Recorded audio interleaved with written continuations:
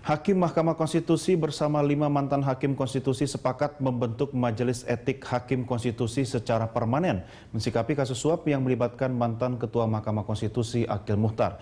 Nantinya Majelis Etik diberi kewenangan mengawasi etika Hakim Konstitusi berdasarkan pengaduan masyarakat. Pemirsa, namun ada yang beranggapan pembentukan Majelis Kode Etik MK sebagai langkah yang salah. Pasalnya ada Hakim MK yang duduk di Majelis Kode Etik yang otomatis akan memeriksa sesama Hakim MK pelanggar Kode Etik. Karena itu Komisi Yudisial dianggap sebagai lembaga yang paling pas untuk mengawasi Hakim MK. KAY pun harus diberi wewenang untuk memberhentikan Hakim MK yang melanggar Kode Etik. Lalu pemirsa, benarkah pembentukan Majelis Etik Hakim Konstitusi merupakan pilihan yang tepat? Atau jangan-jangan pembentukan Majelis Etik hanyalah jurus akhir untuk memulihkan citra MK yang kian terpuruk? Ya, untuk mendiskusikan hal ini kami telah mengundang narasumber Ahmad Rifai, Direktur Lembaga Penegakan Hukum dan Strategi Nasional atau LPHSN. Dan kita juga sudah tersambung lewat sambungan telepon dengan Mahfud MD, mantan Ketua MK. Selamat berjumpa di program Jurnal Pagi, Pak Rifai. Terima kasih bersama kami. Dan Prof. Mahfud, selamat pagi. Ya, selamat pagi Doni. Selamat pagi Mas Rifai. Selamat pagi, Prof. Prof, saya minta komentar Anda dulu, Prof. Ini, kalau pembentukan Majelis Etik MK ini sudah terlambatkah? Ya, bisa juga ya dipahami sebagai satu keterlambatan. Tetapi selama ini memang sistemnya Majelis Kehormatan atau Majelis Etik itu kan sifatnya ad hoc. Kalau ada kasus baru dibentuk untuk menyelidiki kasus per kasus. Tapi kalau sekarang ada gagasan untuk membentuk yang permanen, menurut saya meskipun terlambat tetapi tetap diperlukan, dan saya mengapresiasi itu terlepas dari bentuknya, apakah hanya dibentuk oleh pimpinan MK ataukah ini harus dibentuk dengan bentuk peraturan lain yang lebih kuat gitu. Dengan permanennya Majelis Etik ini, jangan-jangan nanti wacananya adalah makin permanennya juga kasus-kasus yang dialami oleh Hakim Konstitusi, Prof. Nah, kalau gagasannya, meskipun saya tidak setuju ya dengan salah satu bagian dari gagasan. Gagasannya itu kan nanti ini akan terdiri dari orang luar yang dianggap punya kredibilitas yang tinggi. Dicontohkan di situ misalnya seperti Syafi'i Ma'arif, kemudian ada beberapa nama lagi, Den Samsudin, Akil Sirat, dan macam-macam lah. Yang orang-orang baik di situ akan diberi tugas secara permanen, tetapi tentu saja permanen dalam pengertian dia punya staf-staf yang secara 24 jam bekerja, yang melapor kepada mereka. Ya. Nah, itu berarti tidak mempermanenkan persoalan, karena ini orang luar, tentu saja diharapkan untuk bisa bukan mempermanenkan persoalan, tetapi mengungkap persoalan dan memberi teguran-teguran dan meluruskan, bahkan menghukum kalau ada pelanggaran etika. Prof, tidak usah nunggu timbulnya kasus gitu, tetapi bekerja terus. Prof, ini terkait dengan kasus yang dialami oleh Akil Muchtar, di mana Anda duduk sebagai anggota Majelis Kehormatan. Apakah nanti dengan terbentuknya Majelis Etik ini, Majelis Kehormatan MK itu akan melebur atau otomatis bubar, atau bagaimana dengan tugas yang dijalankan oleh Majelis Kehormatan sekarang ini?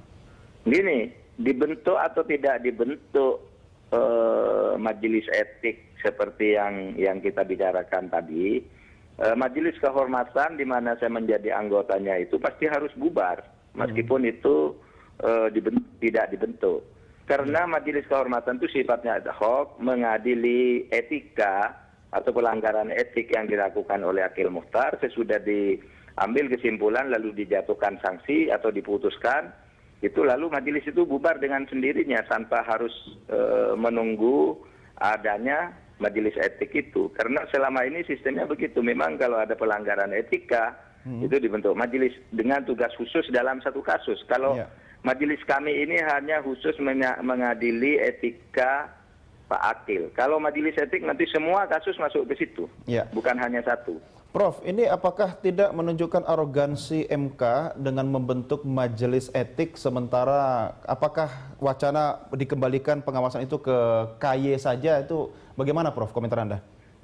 Ya, begini, boleh saja orang menyebut itu arogansi MK. Saya termasuk yang dari sudut format terus terang saya tidak setuju kalau Majelis Etik itu dibentuk oleh MK. Saya lebih setuju dibentuk melalui undang-undang atau perpu yang sedang direncanakan oleh Presiden supaya memasukkan itu ke dalamnya. Sehingga majelis etik itu di dalam baju hukum undang-undang. Tetapi kalau ada gagasan bahwa pengawasan itu akan dilakukan atau diberikan lagi kepada Komisi Yudisial, itu secara konstitusional sudah tidak bisa. Karena MK sebagai sole interpreter of Constitution sudah mengatakan Komisi Yudisial itu tidak bisa mengadili atau tidak bisa mengawasi MK. Nah, sedangkan putusan MK tentang itu dianggap sebagai tafsir yang sah dan benar dari Undang-Undang Dasar. Nah, oleh sebab itu saya lebih setuju dengan majelis etik tadi yang bukan KY. Tetapi KY bisa ada di dalamnya di situ. Sebagai bagian, kalau menghidupkan pengawasan KY lagi, itu pasti nanti bisa digugat ke MK lagi oleh orang, sehingga itu bisa dibatalkan lagi karena memang inkonstitusional. Ya, baik. Nah, itu yang sekarang terjadi, dilematis memang. Baik, Prof, tetap bersama kami. Saya ke Pak Rifai dulu. Pak Rifai, bagaimana komentar Anda? Masih ada waktu terlambat kah atau mungkin ada mekanisme yang lain yang menurut Anda bisa lebih efektif? Saya melihat bahwa ini bukan masalah terlambat ya, tetapi bagaimana mengefektifkan kembali nanti namanya dengan apapun itu ya. Ada misalnya komite etik atau majelis etik dan sebagainya. Tidak ada kata terlambat yang sebenarnya. penting dikasih gigi ya. Benar. Nah, yang terpenting ada di situ. Saya juga sependapat dengan apa yang dikatakan Profesor Mahfud sebenarnya. Bahwa saya pribadi juga tidak setuju kalau itu akan dikembalikan ke KY. Tetapi adalah saat ini perlu lembaga pengawasan atau komite etik atau apapun namanya di situ yang memberikan pengawasan secara permanen. Karena kalau tidak ini akan menimbulkan masalah-masalah baru lagi ke depan. Tetapi apapun itu juga yang namanya komite etik ini saya melihat bahwa yang dibentuk komite etik masih lebih fair daripada komite etik yang ada di KPK waktu itu. Kenapa demikian? Di MK ini ketika nanti ada indikasi-indikasi adanya tindak pidana, misalnya penyuapan atau indikasi yang lainnya, maka komite etik di MK ini bisa memberikan masukan kepada KPK. Enggak dari dulu ya? Apa kita kesannya latah nih giliran ada kasus bentuk komite, bentuk majelis? Artinya kalau kita bicara integritas, ini harusnya sejak tahap rekrutmen sudah dikawal ini kan? Iya, betul. Saya sebenarnya dari 4 tahun yang lalu pernah mengusulkan, sebenarnya MK perlu diawasi dengan komite etik atau apapun namanya di situ.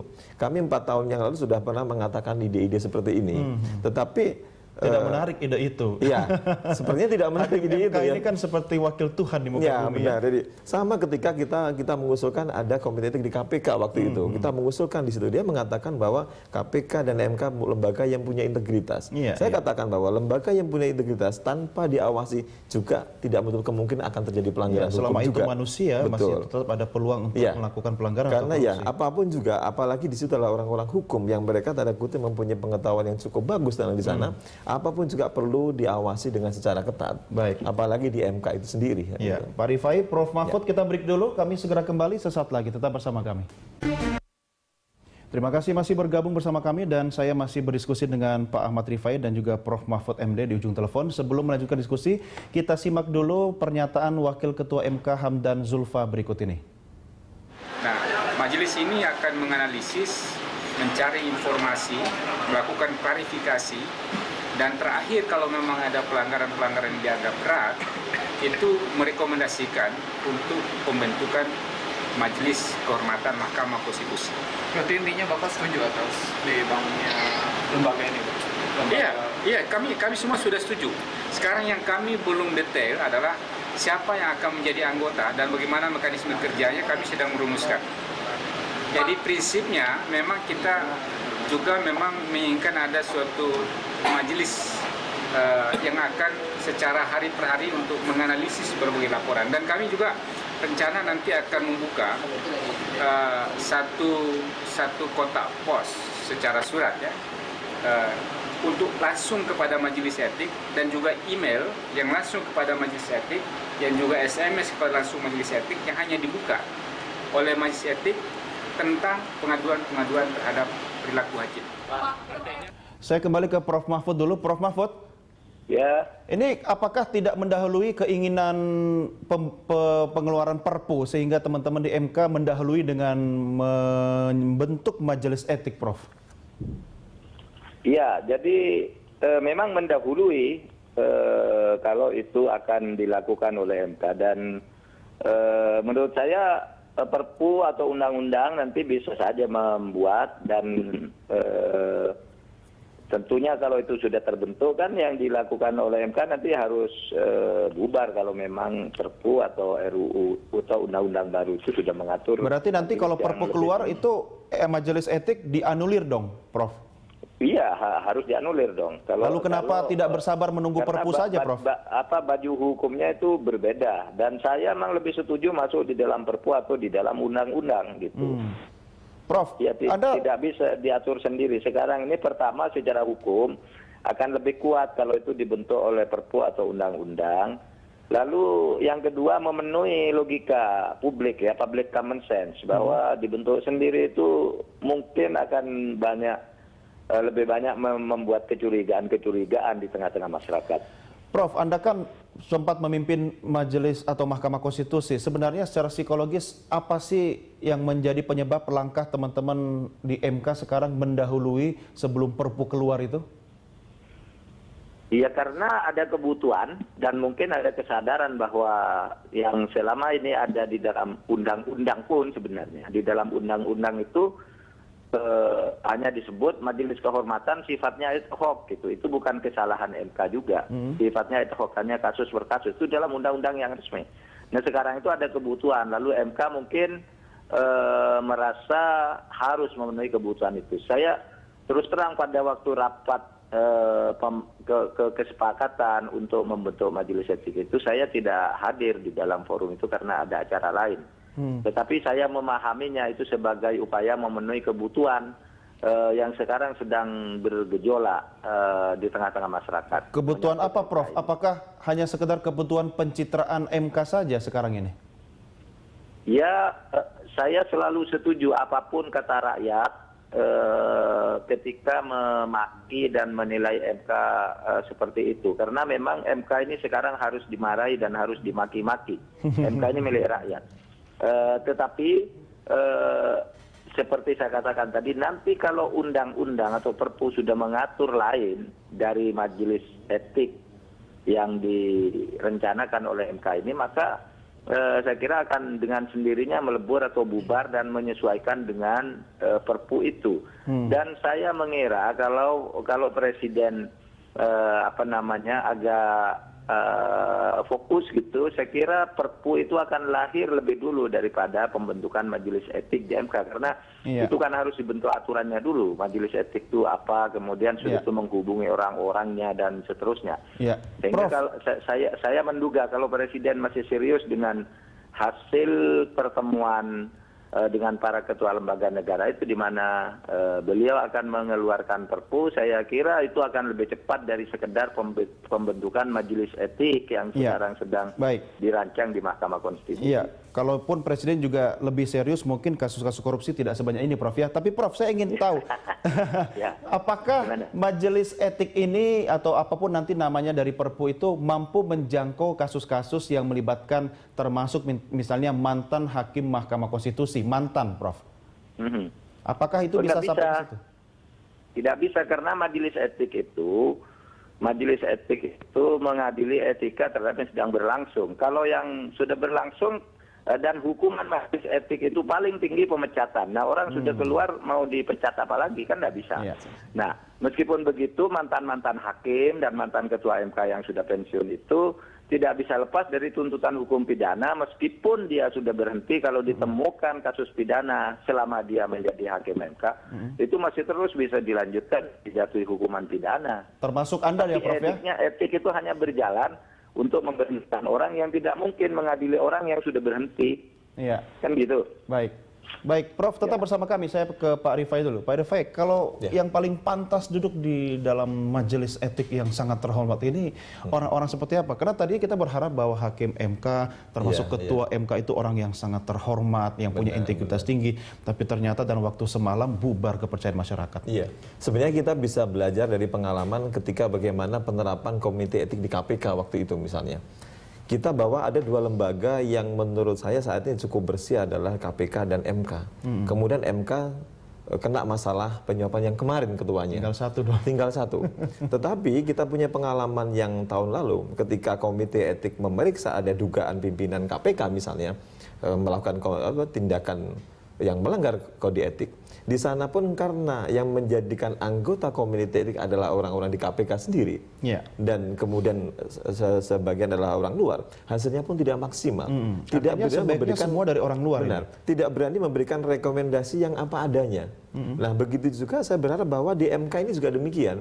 Mestinya di MK ini berani menerapkan bahwa yang ada atau yang duduk di dalam komite itu adalah orang-orang luar yang mereka memahami tentang hukum, yang mereka yang memahami tentang mekanisme bagaimana cara mengungkap masalah-masalah ini. Itu adalah sangat penting. Karena kalau mereka ada di dalam kemudian akan memeriksa orang-orang yang teman-temannya sendiri, ini akan sangat susah. Akan sungkan juga ya, sangat kalau sungkan teman juga. memeriksa teman gitu kan.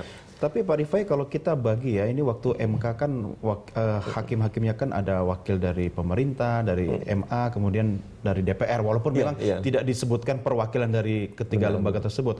Apakah yang dimaksud dengan independen dalam majelis etik ini adalah orang-orang yang hakim karir tapi di luar sistem, atau siapa saja bisa melamar atau ditunjuk?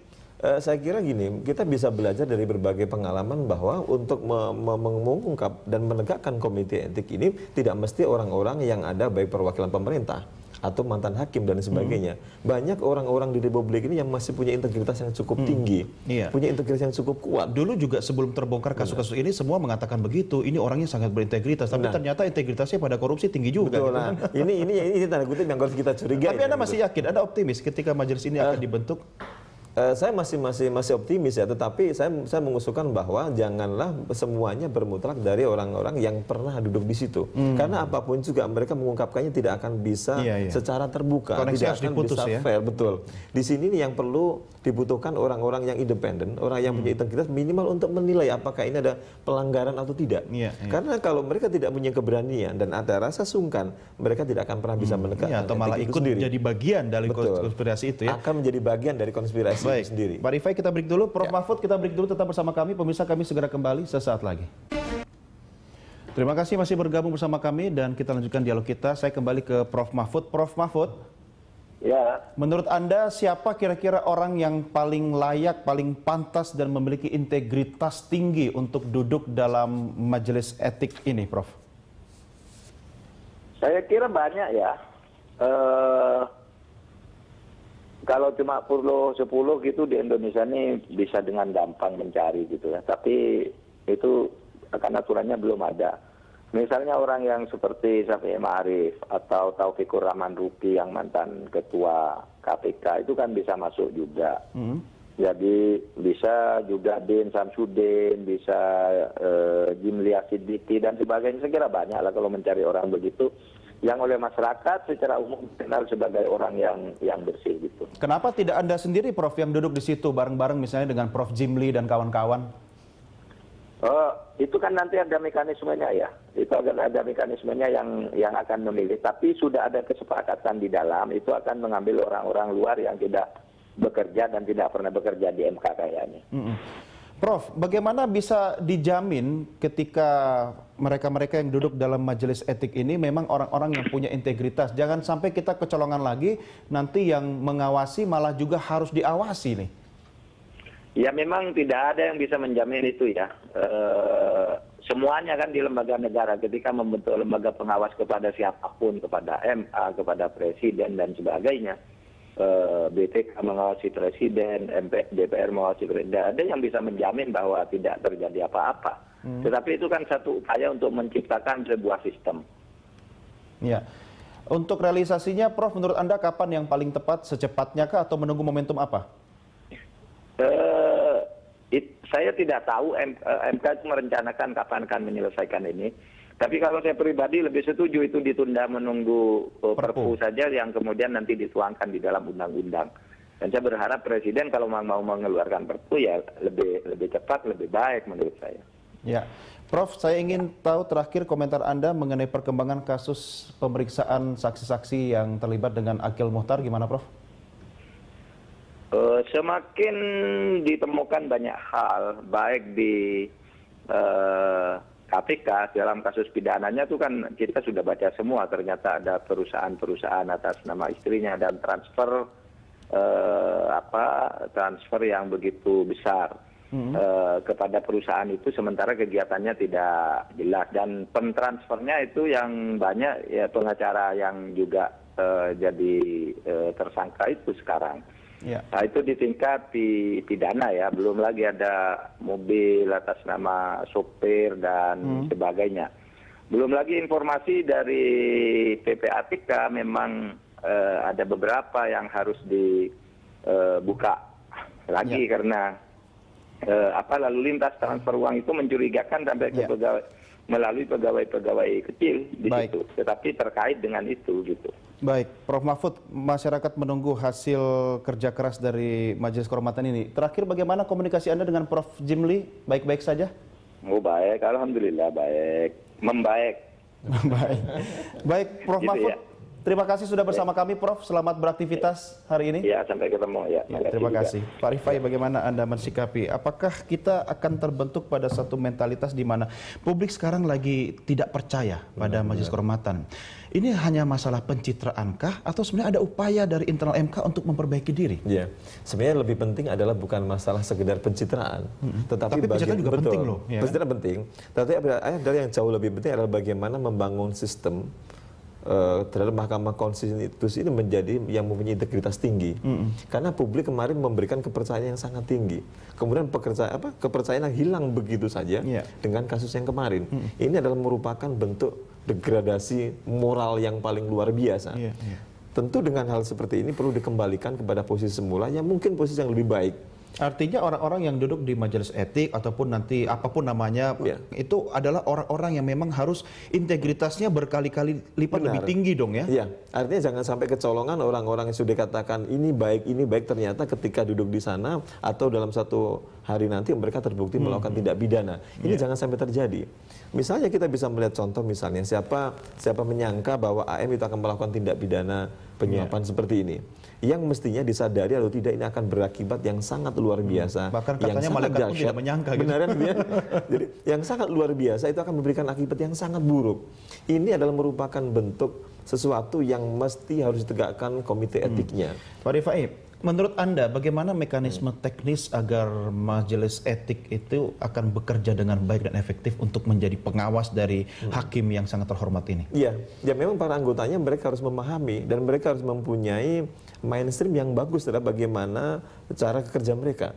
Kalau mereka tidak mempunyai cara kerja yang bagus, tentu mereka tidak tahu apa yang bisa dikerjakan. Nah, sehingga ketika sebelum dibentuknya atau sebelum ditunjuk mereka sudah mempunyai visi. Harus di fit and proper test nggak? Saya kira iya. Siapa yang harus fit and proper test? Kalau DPR nanti orang juga nggak percaya lagi. Jangan-jangan teman-temannya sendiri yang ditaruh di situ. Memang ini ada satu dilema.